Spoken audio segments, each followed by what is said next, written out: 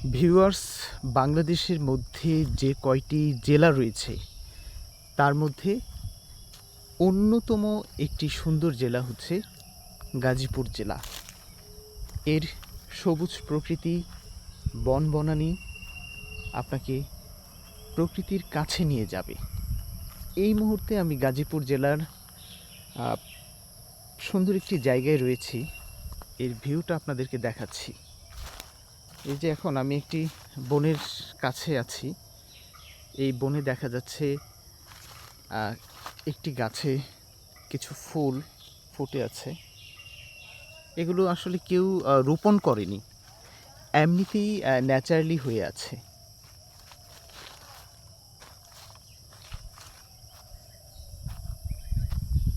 এটি হচ্ছে, আমি আপনাদেরকে যেই জায়গাটি দেখাচ্ছি, এটি গাজীপুর জেলার শ্রীপুর উপজেলার রাজাবাড়ী ইউনিয়নের একটি জায়গা।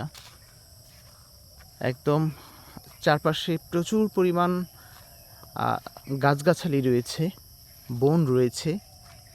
মাঝখানে দেখা যাচ্ছে ছোট ছোট কিছু ফসলের ক্ষেত, আর এর চারপাশ ধরে রয়েছে সবুজ বনানী। আসলে এরকম দৃশ্য হচ্ছে আমাদের গাজীপুরের প্রায় আপনি প্রতিটি অঞ্চলেই দেখতে পাবেন, যে মাঝখানে থাকবে এরকম ফাঁকা জায়গা বা ফসলের ক্ষেত, আর চারপাশে প্রচুর বনবনানী পাবেন। এখনও অনেক জায়গায় প্রচুর গাছগাছালি রয়েছে আমাদের, যদিও অনেক গাছগাছালি নষ্ট হয়ে গেছে সময়ের পরিক্রমায়, কারণ অনেক এলাকায় এই গাছগাছালি কেটে মিল ফ্যাক্টরি বানানো হয়েছে। এই যে দেখুন, সকালবেলা এখনও এই জায়গাটিতে পাখির কিন্তু শব্দ শোনা যাচ্ছে, ঝিঝি পোকার ডাক শোনা যাচ্ছে। এরকমটি অনেক জায়গাতেই নেই।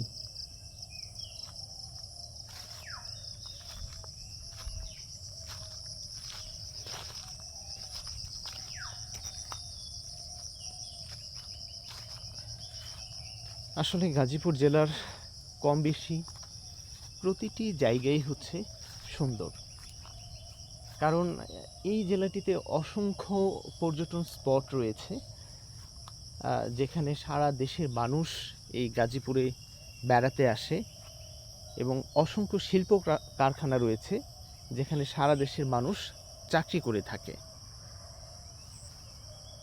আর এখানে আসলে এই যে পর্যটন স্পটগুলো গড়ে ওঠার কারণ হচ্ছে অনেক জায়গাতে ন্যাচারালি এমন কিছু জিনিস আছে যেটা অনেক সময় মানুষের তৈরি করতে হয়নি। এই যে সবুজ গাছগাছালি দেখা যায় একটা রিসোর্টের প্রধান আকর্ষণ থাকে। অনেক জায়গায় অনেক গজারি বন রয়েছে যেগুলো একদম এমনিতেই হয়েছে, যার কারণে দেখা যাচ্ছে এই প্রচুর ন্যাচারাল জিনিস থাকার কারণে এখানে পর্যটন স্পটের সংখ্যা বেশি। আর আমাদের গাজীপুরের অধিকাংশ ভূমি হচ্ছে সমতল, পানি ওঠে না এবং সমুদ্র পৃষ্ঠ থেকে অনেক উঁচু, যার কারণে শিল্প কারখানার সংখ্যাটাও অন্যান্য জেলার চেয়ে বেশি। তো ভিউয়ার্স, গাজীপুর জেলার এই সুন্দর জায়গা থেকে বিদায় নিচ্ছি। ভালো থাকুন, সুস্থ থাকুন। দেখা হবে অন্য সময়ে অন্য আরেকটি সুন্দর জায়গায়। আল্লাহ হাফেজ।